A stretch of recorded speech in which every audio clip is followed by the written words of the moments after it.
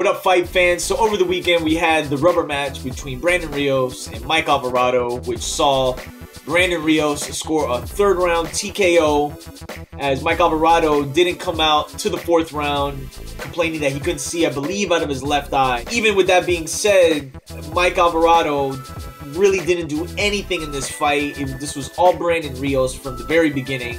And considering what Mike Alvarado was going through prior to this fight, you know, as far as his legal situation and the arrest on gun charges, you know, in case nobody was aware of that, it kind of was somewhat under the radar. But I don't think Mike Alvarado really prepared for this fight.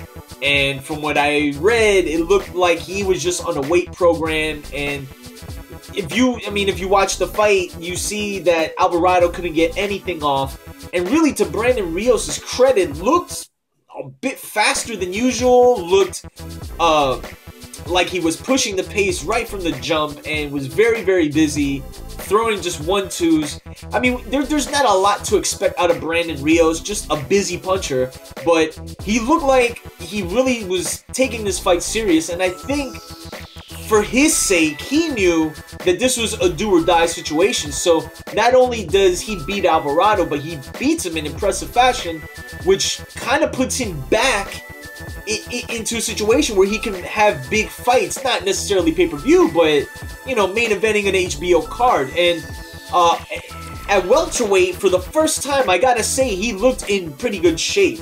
You know, he doesn't have the biggest physique, but, you know, there's always a cause for concern as far as him making weight, and, you know, how pudgy does he look, and, you know, did he struggle to make weight? But he made 147. I think he weighed 146.5, but didn't look like he was struggling, and I think it showed in the fight. There is talks that Top Rank is trying to put him now into a big fight, and look, I gotta say, there is no fight right now that I want to see Brandon Rios in than in a fight with Victor Ortiz. I mean, obviously, for anybody who knows their history, this is the ultimate grudge match that you can have in boxing today.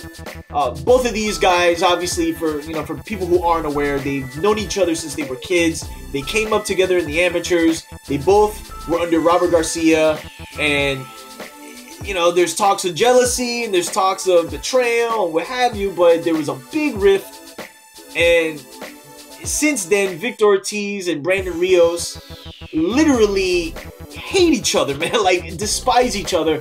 And while on the surface, I could see why some people could say the fight won't be made for personal reasons, but, you know, my attitude is like, if you guys are both professional boxers and you can make a hell of a paycheck fighting one another, why not? You know what I mean? But and I think also, considering that Victor Ortiz, I believe, is still signed to Golden Boy, and now that Golden Boy and Top Rank are going to be working together, I don't think this is a fight that's going to be necessarily hard to make.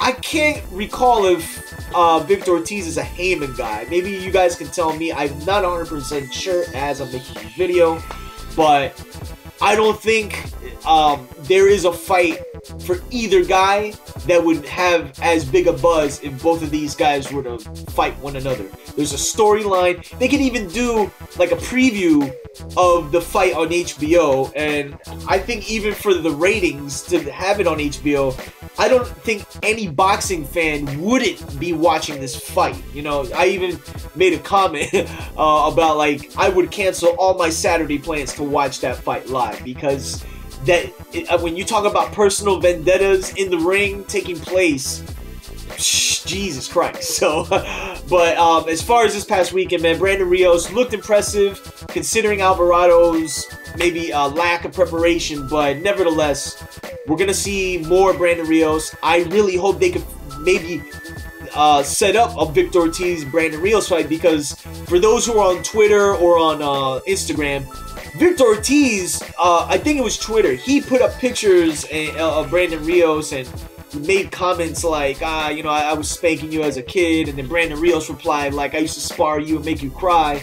And so again, man, like, I think potentially there might be something brewing, like, hopefully. And considering these fights that have been signed already, in 2015, and I'm not even talking about Mayweather Pacquiao or, you know, the Cotto Canelo fight that's not happening yet. There's a string of fights coming up, and this would just be an added to the bunch of just not super high marquee fights, but for boxing fans, a lot of different fights that, at least for the first half of 2015, has got me geeked. So we'll just have to wait and see what happens. But as I always say, subscribe, hit the links, and I'll be back with you soon. Peace.